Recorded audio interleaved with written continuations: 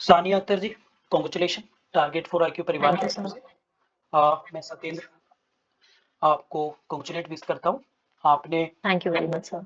अपने प्रथम प्रयास में ही अंडर 50 यानी 48 रैंक जो है वो हासिल की है और ये एक खासकर एक लड़की के लिए बहुत ही प्राउड का मोमेंट है। हमारे लिए इसलिए भी है क्योंकि आप हमारे टारगेट फॉर आईक्यू के मॉक इंटरव्यू प्रोग्राम का हिस्सा रहे थे। सानिया, आपको भी कैसा लग रहा है, मतलब सिलेक्शन से पहले और सिलेक्शन के बाद इन दोनों मोमेंट्स में प्लीज आप मुझे बताइए कि क्या चेंजेस आपको लगा। सर सिलेक्शन से पहले तो बहुत डरी हुई थी, बहुत घबराई हुई थी क्योंकि पहला अटेम्प्ट था, पहला इंटरव्यू था। हम्म, इससे पहले किसी मेजर कॉम्पिटिटिव एग्जाम में इंटरव्यू दिया भी नहीं। सिलेक्शन से पहले तो बहुत ही अनसर्टेन चीजें लग रही थी, बहुत डर लग रहा था, खास करके ये लग रहा था कि अगर नहीं हुआ तो क्या होगा। अब जब सिलेक्शन हो गया है तो अब याद आ रहा है कि वो पल जब बहुत ज्यादा डरी हुई थी और अब बहुत ज्यादा खुश और बहुत रिलीफ फील कर रही हूँ सर। Very good. अच्छा, आपने कौन कौन से भी इससे पहले आपने बताया कि बिहार में आपका फर्स्ट अटेम्प्ट था, तो कोई और अदर स्टेट आपने दिए थे या नहीं दिए थे कोई। सर मैंने झारखंड दिया था, झारखंड का मेरा प्रीलिम्स अभी क्लियर हो गया है, बट उसके मेंस का डेट अभी नहीं आया है। हाँ, मैं इसका। और मैंने यूपी जुडिशियल सर्विसेज दिया था, उसमें भी मैंने प्रीलिम्स क्वालिफाई कर लिया था। बट मेंस में ऐसा हुआ कि मेरे यूपी के मेंस और बिहार के प्रीलिम्स में सिर्फ 1 वीक का गैप था। हम्म, तो फिर मैंने यूपी के मेंस को सिर्फ एज अ मॉक दिया था। इनफैक्ट मैंने लोकल लॉस का जो पेपर था वो एंटायरली छोड़ ही दिया था, मैंने उसको अटेम्प्ट ही नहीं लिया था। और ओके। क्योंकि पता ही था कि बिहार ही एम करना है, तो उसको बस एज अ मॉक दिया था, प्रैक्टिस टाइप। बिहार मोटिव ही। पहले ही बना लिया था कि मेंस को ही देना है भाई, अब वो बिहार ही देना है आपको। यस। अच्छा, तो आपको लग रहा था कि आपकी रैंक अंडर 50 आ जाएगी। सर पहला इंटरव्यू था, I didn't have any frame जिससे मैं खुद को जज कर पाऊँ कि मेरा प्रीवियस इंटरव्यू ऐसा हुआ था, अब ऐसा होना चाहिए, क्योंकि पहले कभी इंटरव्यू हुआ नहीं था। बट मुझे याद है टारगेट फॉर आईक्यू का मेरा सबसे पहला मॉक इंटरव्यू था, क्योंकि डॉक्यूमेंट वेरिफिकेशन के टाइम पे ही टारगेट फॉर आईक्यू ने इंटरव्यूज कराए थे। तो that was my very first mock interview. और तब तो मैं बहुत ज्यादा घबराई हुई थी, इनफैक्ट तब इतनी कुछ तैयारी भी नहीं थी। बट जब मेरा इंटरव्यू हो गया था तो मुझे फीडबैक में सर कहा गया था टारगेट फॉर आईक्यू की तरफ से कि आप एक रैंक होल्डर कैंडिडेट हैं। Very good. और टारगेट पर आईक्यू की टीम बहुत सर्टेन थी, मैं भी इतनी सर्टेन नहीं थी जितनी टीम सर्टेन थी। तो that was a very confidence boosting moment for me. Thank you. अच्छा सानिया, आपके दिमाग में जज बनने का कब से आया। So since my third year hmm, of college. ऐसा क्या मोमेंट था कि यार जज बनना है, ऐसे कोई कोई ऐसी बात जो जज बनने के लिए मोटिवेट करती थी आपको। सर ऐसा कोई पर्टिकुलर मोमेंट तो नहीं था, बिल्कुल ही माइंड चेंजिंग मोमेंट इनिशियली मैंने नहीं सोचा था। But during third year of college कुछ कॉम्पिटिशन्स हुए थे कॉलेज में, कुछ इवेंट्स थे, तो जजेस जब आए थे तो उन्हें देखकर बहुत मोटिवेटिंग फील हुआ था। उनका जो रुतबा था, उनकी जो इज्जत थी कॉलेज में, उसे देखकर। और मेरे एक सीनियर भी थे, उन्होंने मुझसे कहा था कि you are made for judiciary. तब मैंने बिल्कुल भी नहीं सोचा था तब तक इस बारे में। But when he said that तो I started thinking about it कि ऐसा क्यों कहा है मेरे सीनियर ने। और फिर बाकी, फिर आप थोड़ा इंक्लाइंड हो जाते हैं अगर आपके दिमाग में एक बात आ जाती है कि okay I can do this. फिर कोविड आ गया और फिर कॉलेजेस बंद, घर पे बैठे थे। तो फिर लगा कि अब चलो तैयारी शुरू करते हैं, this is a good time. वरना कोविड में ही हमारा ग्रेजुएशन भी कंप्लीट हो गया। अगर तब तैयारी नहीं शुरू करती तो बिल्कुल ही 2 साल वेस्ट हो जाते। तो ये सोचकर फिर कोविड की वजह से भी थोड़ा ज्यादा मोटिवेशन आया कि अब तैयारी शुरू कर देनी चाहिए। अच्छा, अपनी एकेडमिक पृष्ठभूमि के बारे में थोड़ा बताइए। मेरा 10th कंप्लीट हुआ है सेंट जेवियर स्कूल हजारीबाग से। और देयर आफ्टर मैं अलीगढ़ चली गई थी 11th में ही। मेरा +2 कंप्लीट हुआ है अलीगढ़ मुस्लिम यूनिवर्सिटी से। फिर मैंने अपना बीए एलएलबी भी 2022 में अलीगढ़ मुस्लिम यूनिवर्सिटी से ही किया है।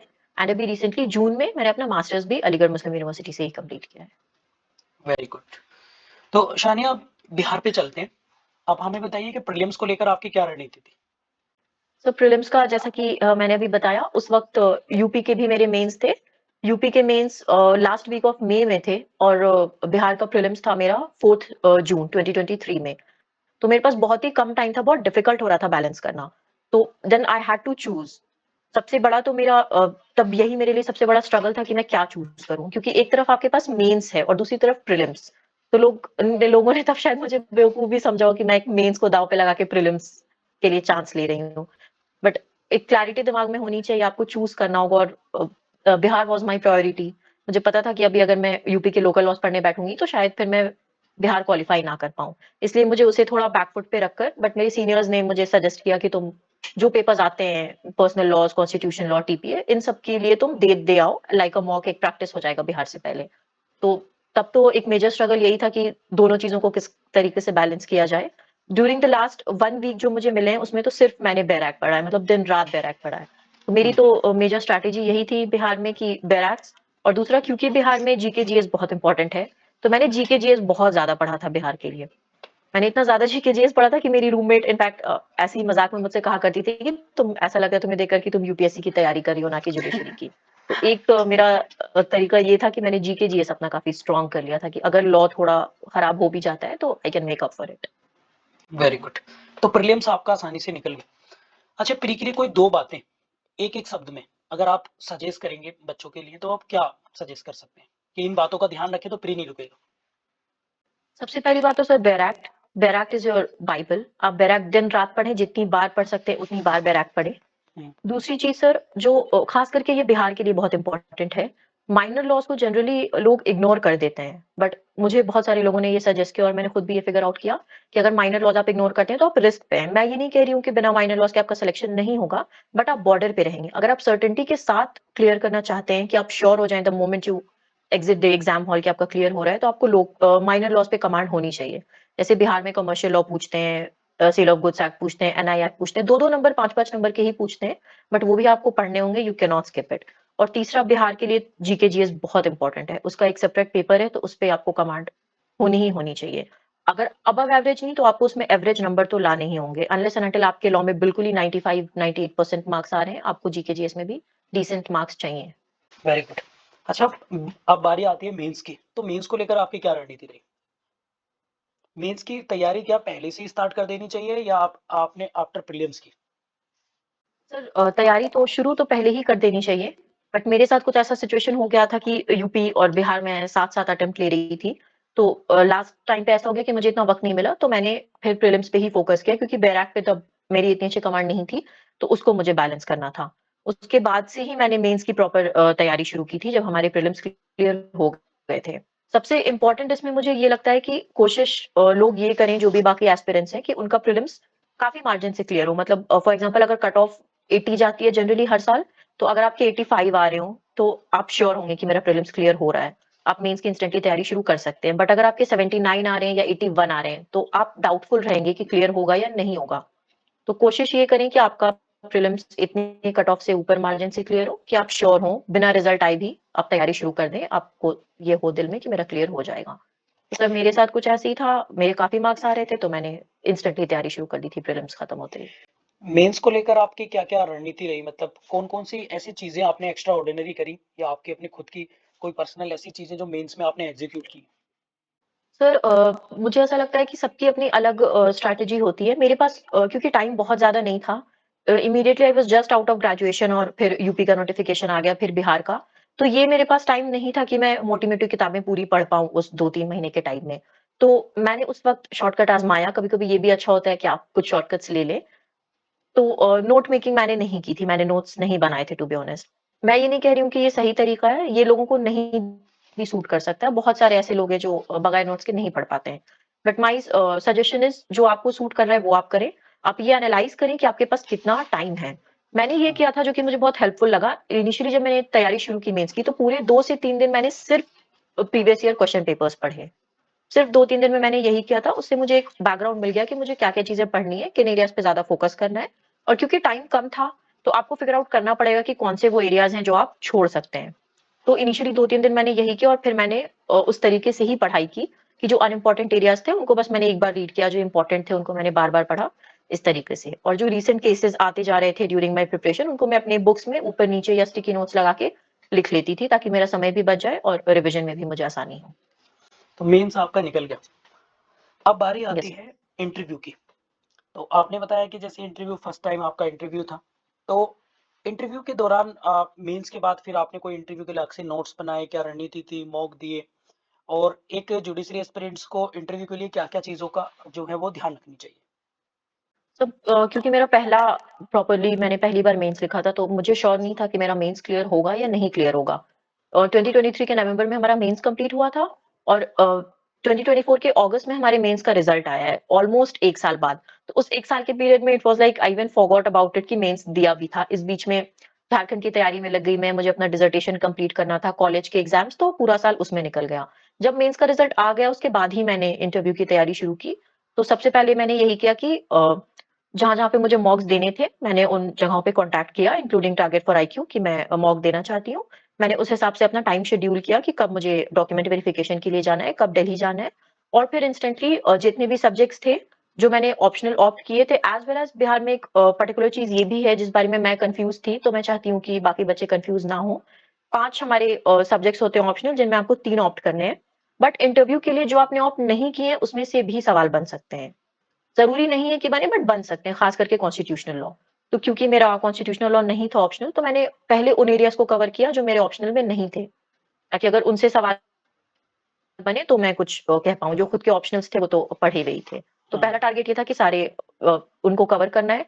सेकेंडली मेंस के रिजल्ट आने से लेकर इंटरव्यू डेट तक जो भी मेजर अपडेट्स थे, खास करके लीगल अपडेट्स जो भी इंपॉर्टेंट केसेज़ आए, उनको मैंने कवर किया। इस बीच में बहुत कुछ हुआ जैसे कि chief justice of India retire हुए, उनकी जगह next chief justice of India ने ओथ लिया।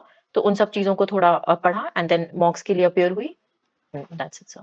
रियल इंटरव्यू में बीपीएससी में कोई क्वेश्चन याद आ रहा है आपको जो पूछे गए हो आपसे? सर काफ़ी सारे क्वेश्चन्स पूछे गए थे मुझसे जैसे कि मुझसे पूछा गया था कि आपने आज का न्यूज़पेपर पढ़ा है, कल का पढ़ा है, तो न्यूज़पेपर में क्या है ये मुझसे पूछा गया था। फिर मुझसे पूछा गया था कि इंटरनेशनल बिल ऑफ राइट्स क्या है, जो कि मुझे बड़ा पेक्यूलियर क्वेश्चन लगा था, इसीलिए मैं इसको स्पेसिफिकली मेंशन कर रही हूँ क्योंकि किसी भी और से इस तरीके के सवाल नहीं पूछे गए थे इंटरनेशनल लॉ। तो ये आपकी किस्मत भी है कि उस दिन किस तरीके के आपसे सवाल पूछे जाते हैं। तो कुछ मुझसे इंटरनेशनल लॉ भी, इसके अलावा मेंटेनेंस पे पूछे गए थे सेक्शन 125 सीआरपीसी और restitution by a minor under Indian Contract Act, इससे सवाल मुझसे किए गए थे। Very good. अब आपका इंटरव्यू हो जाता है। इंटरव्यू के बाद अब आपका सिलेक्शन हो गया।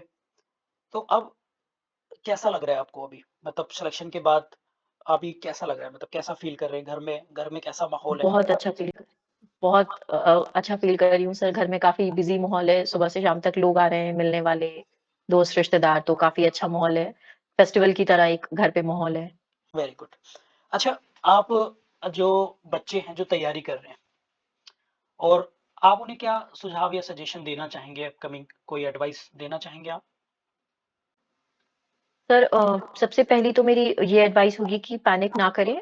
जनरली ऐसा होता है अगर आप अभी अपने फाइनल ईयर ऑफ कॉलेज में या you are straight out of college, जैसे मेरे साथ हुआ था, जैसे ही नोटिफ़िकेशन आया I was panicking a lot. और दूसरा ये कि सबसे पहले पढ़ाई शुरू करने से पहले 2-3 दिन आप टाइम लें, जो कि बहुत ज़रूरी आपको उस वक़्त लगेगा कि मैं क्यों टाइम वेस्ट कर रहा हूँ या कर रही हूँ, मैं पढ़ाई शुरू कर दूँ। बट सबसे पहले ये ज़रूरी है कि आप एक पेन लें, एक पेपर लें और आप उसमें नोट डाउन करें कि कौन-कौन से सब्जेक्ट्स आ रहे हैं, कौन-सा सब्जेक्ट कितने मार्क्स का आ रहा है, ताकि आपके दिमाग में ये क्लियर हो कि किस सब्जेक्ट पे आपको कितना ज़्यादा फ़ोकस करना है। फॉर एग्ज़ाम्पल बिहार में प्रोसीज़रल लॉज़ बहुत ज़्यादा मार्क्स के नहीं थे। तो तब मुझे ये क्लियर था कि इस वक़्त मुझे बहुत डिटेल में प्रोसीजर लॉज़ पढ़ने की ज़रूरत नहीं है। That saved a lot of time. अगर आप अंधाधुंध इस तरीके से पढ़ रहे हैं कि सारे सब्जेक्ट्स को आप इक्वली इम्पोर्टेंट दे रहे हैं, इक्वल टाइम दे रहे हैं, तो वो आपके लिए कहीं न कहीं नुकसानदेह हो सकता है। दूसरी चीज़ ये कि प्रीवियस ईयर क्वेश्चन पेपर्स बहुत ज़रूरी है मेरे हिसाब से पढ़ना। आपको इससे ये पता चल जाता है कि किन एरियाज़ पे आपको फ़ोकस करना है, क्योंकि हर सब्जेक्ट में 2 क्वेश्चन्स में से आपके पास ऑप्शन होते हैं कि आप कोई भी 1 क्वेश्चन अटेम्प्ट करें। तो ये आपको पता चल जाता है कि कौन-कौन से एरियाज़ आप पढ़ेंगे तो आप सेफ साइड पे हैं कि 2 में से 1 तो उनमें से आ ही आ जाएगा क्वेश्चन। एक ये बहुत ज़रूरी है। तीसरी बात मैं ये कहना चाहूँगी कि मेक योर ओन स्ट्रैटेजी। आप किसी को भी आप ब्लाइंडली फॉलो नहीं कर सकते हैं। हर इंसान की अपनी स्ट्रैटेजी होती है। कोई स्ट्रैटेजी सही या कोई स्ट्रैटेजी गलत नहीं है। बहुत लोगों को नोट से पढ़ने की आदत होती है, बहुत लोगों को नोट से पढ़ने की आदत नहीं होती है, वो सीधे बुक से रीड कर सकते हैं। बहुत लोगों को पसंद होता है कि वो 10 बुक्स रीड करें, बट मुझे पर्सनली ये सेफ लगता है कि आप 10 बुक्स ना रीड करके कोई भी एक स्टैंडर्ड बुक रीड करें और उसे ही 10 बार रीड करें। मुझे ये चीज़ बेटर लगती है। तो डू व्हाटएवर सूट्स यू, आपको जो भी सूट कराए आप वो करें इस कॉन्फिडेंस के साथ कि अच्छा हो जाएगा मेरे साथ। आपको अगर कोई चीज़ नहीं सूट कर रही है तो जस्ट बिकॉज़ बाकी सारे लोग कर रहे हैं, आपको वो करने की ज़रूरत नहीं है। अच्छा सानिया, एज़ ए वुमेन आपने पली-बड़ी आप झारखंड में और आपकी एजुकेशन जो हुई है वो अ, अलीगढ़ उत्तर प्रदेश में हुई और आपका सिलेक्शन अब बिहार में हुआ है। तो इस चैलेंजेस जर्नी को as a as a message के तौर पर आप उन लड़कियों के लिए क्या मैसेज देना चाहेंगे जो घर पे ही हैं या फिर सोशल प्रॉब्लम कह लीजिए या फिर उनके पेरेंट्स अलाउ नहीं कर पाते उन्हें पढ़ाई को लेकर? तो आपका इस पॉइंट पर क्या कहना है? बिकॉज़ आप भी घर से इतनी दूर पढ़ने गईं, फिर वहाँ से अपने सपने के लिए लड़ी और फिर आपको फाइनली जो है सफलता मिली और हो सकता था कि आपके पेरेंट्स अलाउ ही नहीं करते, आपको नहीं पढ़ने देते, तो फिर शायद कुछ और जर्नी होती। तो आप इस पे क्या कहना चाहेंगे? खासकर एक एज़ ए वुमेन आप गर्ल्स के फ़ेवर में आप क्या कहना चाहेंगे? एक्चुअली इनिशियली मेरे घर पे भी ऐसा प्लान नहीं था कि मैं 10th के बाद ही घर छोड़ के बाहर पढ़ने के लिए चली जाऊँ। In fact in my whole family I am the first girl जो 10th के बाद ही पढ़ने के लिए बाहर चली गई हूँ। बट आई नो बहुत सारी लड़कियों के लिए ये एक मेजर चैलेंज हो सकता है कि घरवाले नहीं मान रहे हैं। बट अगर ऐसा है कि आपकी परफॉर्मेंस बहुत अच्छी रही है ड्यूरिंग स्कूल डेज़, अगर आप अपने बोर्ड्स में बहुत अच्छा करते हैं, तो you have a better chance. There is still a chance कि आपके पेरेंट्स फिर भी ना माने अगर वो लोग बहुत ज़्यादा एडमेंट हैं तो। बट अगर आप बहुत अच्छा परफॉर्म कर रहे हैं, तो there is still a better chance. जैसे मेरे जो क्लास टीचर थे 10th स्टैंडर्ड में, उन्होंने खुद मेरे फादर से कहा था कि इसकी परफॉर्मेंस बहुत अच्छी है और बेहतर होगा अगर आप इसे आगे पढ़ने के लिए बाहर भेज देते हैं तो। ये उनके लिए बहुत बड़ा टर्निंग पॉइंट रहा था। उससे पहले तक ही वाज़ नॉट रेडी कि वो मुझे बाहर भेजे। बट जब किसी स्टूडेंट का टीचर ही ऐसा कह दे कि आप इसे बाहर भेज दें पढ़ने के लिए, तो पेरेंट्स भी थोड़ा कन्विंस हो जाते हैं।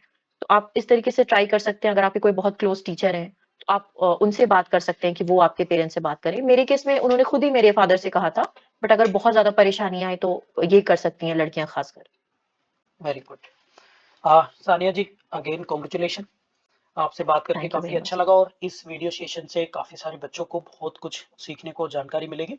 प्यारे साथियों, हमारे साथ थे सानिया अख्तर जी, जिनका भी हाल ही में 32nd बिहार जुडिशरी में फर्स्ट अटेम्प्ट में 48th रैंक के साथ जो है वो फाइनल सिलेक्शन हुआ है।